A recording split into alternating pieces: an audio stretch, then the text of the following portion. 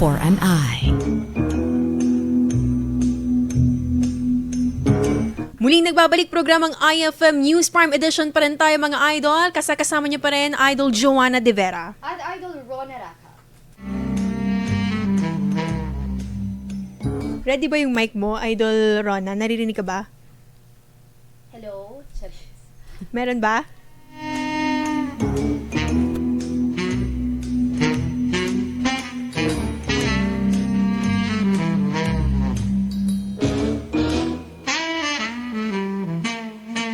Ayan, muling nagbabalik programang IFM News pa rin, Idol Joanna De Vera. At Idol Rona Raka. Okay na ba? Yan mga idol, no, makakasama naman po natin ngayong umaga para po sa ating Eye for an Eye, ang Chief Statutory Programs Division ng DSWD Field Office 1. I-welcome po natin, walang iba kundi si Miss Claribel Banzuela. Good morning po, ma'am. Magandang umaga, ma'am. Good morning po, Idol Joanna and Idol Rona. At good morning na rin po sa lahat ng tagapakinig at tagapanood ng IFM Dagupan. Ayan po, no. Ma'am, una pong tanong po namin sa inyo kasi marami rin po ang gustong makaalam nito, no. Unang-una po sa lahat, ma'am, ano po itong social pension under DSWD po? Opo, ang Social Pension Program ay para po ito sa mga indigent senior citizens. Nag-iedad po ito ng 60 years old pataas at alinsunod po sa batas ng Expanded Act for Senior Citizens ay ito po ay magbibigay ng kaukulang stipend sa lahat ng qualified na senior citizens. So, dati po ang natatanggap ng ating mga nakakatanda ay 500 pesos but simula po nung January 2024 ay nakakatanggap na po sila ng 1,000 pesos bawat buwan. So ito po ay nagkakahalaga ng 12,000 pesos sa loob ng isang taon. Mm-hmm. Ma'am, ano po yung mga requirements po para po sakaling may nais po ng mga senior citizen na mag-apply po sa SOCPEN? Ano po yung mga... Opo, sila po ay kailangang magpunta sa kanilang Office of the Senior Citizens Affairs, sa kanilang mga local government unit at dapat po ay alam nila kung ano yung criteria para makapasok po sila sa programa. So una po, dapat sila ay 60 years old pataas, wala po silang pinagkakakitaan or wala po silang stable na source of income. Iba pa po ay dapat napabilang po sila sa mga mahihirap na senior citizen at sila po ay sick, frail, or with disability. So sila po yung mga priority natin at dapat po ay wala din po silang tinatanggap na iba pang pension from other agencies like SSS and GSIS. So ito po yung mga basic na criteria or requirements para po masabi natin na eligible po ang isang senior citizen. Mm-hmm. Meron din po bang karagdagang benepisyo po ang mga indigent senior citizen bukod po sa social pension po na natatanggap po nila? Opo, ang batas naman po natin ay may iba pa po siyang provisions tungkol sa pagsigurado na ang mga senior citizen po natin ay may natatanggap na benepisyo sa ilalim ng batas. So, bukod po sa stipend na natatanggap po nila sa DSWD, patuloy pa rin po yung implementation ng 20% discount sa mga basic na pangangailangan ng senior citizen at may mga iba pa pong programa at serbisyo ang DSWD kung saan po binibigyan natin ng kaukulang intervention ang mga senior citizens kapag kailangan po nila ng financial assistance, halimbawa kung sila ay nagkakasakit or iba pang mga needs na sa tingin natin base sa assessment ng social workers ay kailangan yun ng isang nakakatanda, yun po ay kaagad po nating binibigyan ng kaukulang pansin. Mama, iba lang po tayo, dito po, since DSWD po, siyempre po, handle niyo po ang mga vulnerable sector of women, children. Dito po sa ating lalawigan, meron na po ba tayong bilang o tala po ng mga nare-rescue na mga minor ng DSWD kung ikukumpara po noong nakaraang taon? Ayan. Opo, yung rescue po kasi kapag pinag-usapan natin ito ay ito po ay ginagawa natin para sa mga kabataan na biktima ng human trafficking or itong mga child abuse cases. So sa nakaraang taon po, meron po tayong medyo hindi mataas na bilang. Sabihin na natin na nasa 200 plus tayo for the whole year. Last year, lahat na po yun ng types, like sexually abused or other types of abuse sa mga kabataan, pati na rin po yung mga biktima ng human trafficking. So, kung ikukumpara mo po siya sa ngayon, ay hindi po ganun kataas yung bilang. Na tayo ngayon, more than half of the year na po tayo, no? So, makikita natin na mas mababa dahil nasa 70 plus lang po tayo as of this time.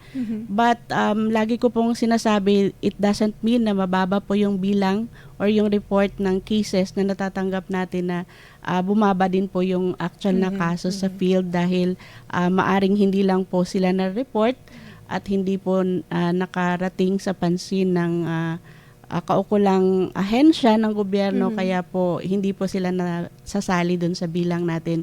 Hindi tayo pwede maging kampante, baka lang kailangan nating maging mas vigilant enough para makapture natin yung totoong scenario or totoong pangyayari po sa field.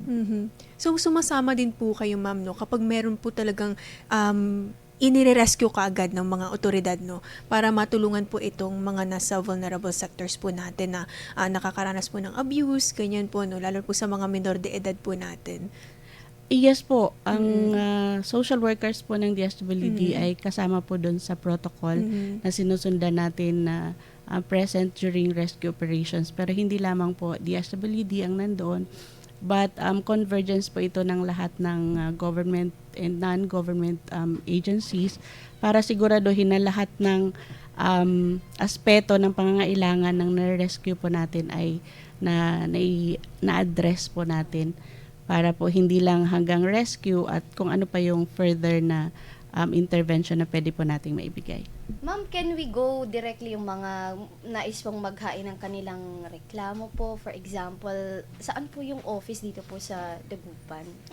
Depende po sa reklamo, no? Kasi naman ang ating mga local government units ay meron din po mga local social welfare and development offices kung saan po pwede po silang direktang dumulog doon at i-report po nila kung ano po yung concern po nila. But ang Department of Social Welfare and Development Field Office 1, ang ating regional office, ay may nakatalaga din pong mga staff sa provincial offices natin, satellite offices, para po siguraduhin na yung mga concerns, especially galing ng Pangasinan, directly po ay ma-assess po sila at ma-assist na rin po at the same time ng ating mga staff. So ano naman po yung mga main na concern po na idinudulog naman po sa inyo sa inyong tanggapan po, particular na po dito sa Pangasinan? Sa ngayon po, mataas po ang bilang ng mga humihingi ng assistance, financial assistance, I must say, dahil siguro po sa mga nakaraang disaster na naranasan natin. At the same time, yung iba pang crisis na dumadating sa buhay ng ating mga kababayan. So, malaki po ang bilang ng mga humihingi ng financial assistance for medical, mga ganun po, and iba pang mga assistance, even yung sa food and educational assistance na rin po at the same time. But pagdating naman po sa mga kaso ng mga kabataan or mga kababaihan, medyo sabihin na natin na meron din pong mataas na bilang ng cases ng human trafficking and yung ating mga children in conflict with the law na nanggagaling po sa probinsya ng Pangasinan. Ma-follow up ko lang po doon sa mga, for example, yung nagdaang pong bagyo, si Bagyong Karina, ongoing pa rin po ba yung relief operation po ng DSWD for the affected individuals and families sa Region 1? Opo, ang DSWD naman po, Region 1 ay nasa augmentation part lang po tayo. So, ang ating mga local government units naman ay capable enough to respond doon sa mga pangangailangan ng kanilang mga constituents. And if per our assessment, need ng augmentation from the field office, yun lang po ang time na nagre-request po sila sa atin. and then we'll provide po. As of this time for Typhoon Karina, diretso pa rin po yung relief operations po natin. That's good to know po na nabibigyan po talaga agad po ng action po no itong klase. At nabanggit niyo din po kanina yung about po sa human trafficking at sexual abuse po particular na po pati sa mga minor de edad po no. So ano po yung mga action po na isinasagawa po ng DSWD patungkol po dito? Ang DSWD ay may programa po, yung Recovery and Reintegration Program for Trafficked Persons. Ito po ay isang komprehensibong programa kung saan tayo po ay nagbibigay ng package of services para sa mga biktima ng human trafficking and other types of abuse, especially doon sa mga kabataan. Sa ngayon po, meron tayong nahahati po ito sa prevention na part, pangalawa yung sa actual provision ng services, and then yung eventually yung reintegration po nila kasi hindi naman po dapat forever na nakaasa sila sa pamahalaan para po sa kanilang pagkabuhay. So, sinisigurado po natin na nape-prepare natin sila dito sa pagkakataong ito. So, kung prevention po, marami po tayong advocacy activities down at the community level po para siguraduhin na lahat ng mga tao alam nila ano yung mga karapatan nila na nasa ilalim ng batas para po maging guarded po sila na oops, teka lang, may abuse na nangyayari. So, potential victim na po tayo. Aside from that, yung dun sa provision ng intervention, sabi ko nga, package siya. So, pwedeng financial assistance for educational needs ng kanilang mga anak, kung may mga anak po sila. And isa sa tutok natin, base sa assessment ng social worker, baka livelihood assistance ang kailangan. So, pinoprovide po natin ito para po magkaroon sila ng skills, sapat na kaalaman kung paano po i-handle yung mga projects na meron po sila and mapagkakitaan na rin para pagdating ng panahon, hindi na sila babalik sa ganong mga gawain at kung saan sila po ay very vulnerable talaga. At siguraduhin natin, ma-empower po natin sila para makita po nila yung difference ng nandoon sa ilalim ng human trafficking na gawain or yung sa labas na nakakatayo na po sila or nakakatindig na po sila sa kanilang sariling mga paa. Yes, ma'am. And parang recent lang po, mas minag-iigting ng mga iba't ibang LGU po, yung ganito po, especially for the protection of children, for women, ganyan po. Ma'am, kamusta po ang pakikipag-ugnayan po ng DSWD sa mga LGUs po here in Pangasinan and in Region 1? Maganda po sa Region 1. Masasabi ko lang, nakikita natin na very functional kasi yung ating regional interagency committees, especially po dito sa human trafficking and sa kaso ng mga kabataan and VAUSI na rin, violence against women and their children. Sabi ko na functional dahil lahat po ng member agencies ay aware po sila of their role sa ilalim ng committee at nagagampanan po nila ito ng maayos. Regular po na nag-uusap ang committee na ito para po siguraduhin na alam mo yun, sabay-sabay ang paggalaw. Hindi naman po kasi kaya ng isang ahensya lang po ito malaki po ang laban ng human trafficking and VAUSI cases. Idagdag pa natin yung online sexual exploitation among children. So, yun nga, kapag sama-sama naman kasi hindi naman po siya magiging mahirap kasi kanya-kanya po sila ng share doon para po siguraduhin na lahat ng needs, lahat ng aspeto ay nakikita at na-provide po natin ng kaukulang intervention para po sa kanila. Good to know po na meron po at nakikipag-coordinate po talaga itong mga LGUs natin sa tanggapan po ng DSWD para matulungan po talaga itong mga nasa vulnerable po natin na sectors. Mensahe nyo na lang po, Ma'am Claribel, at paalala nyo po sa publiko po. Ayun po para po sa lahat ng tagapakinig at tagapanood po ng IFM Dagupan. Inaanyayahan ko po kayo para po sa karagdagang kaalaman, maaari niyo pong bisitahin ang aming Facebook page, Official DSWD-FO1 Facebook page po para sa karagdagang kaalaman, ano yung mga serbisyo at programa na meron ng DSWD at kung saan po kayo maaaring pumunta. Maging mapagmatsyag po tayo Huwag po tayong maniniwala sa mga fake news. Siguraduhin po natin na yung source ng information natin ay mula sa isang legitimate na source para sigurado po na hindi po tayo mapahamak.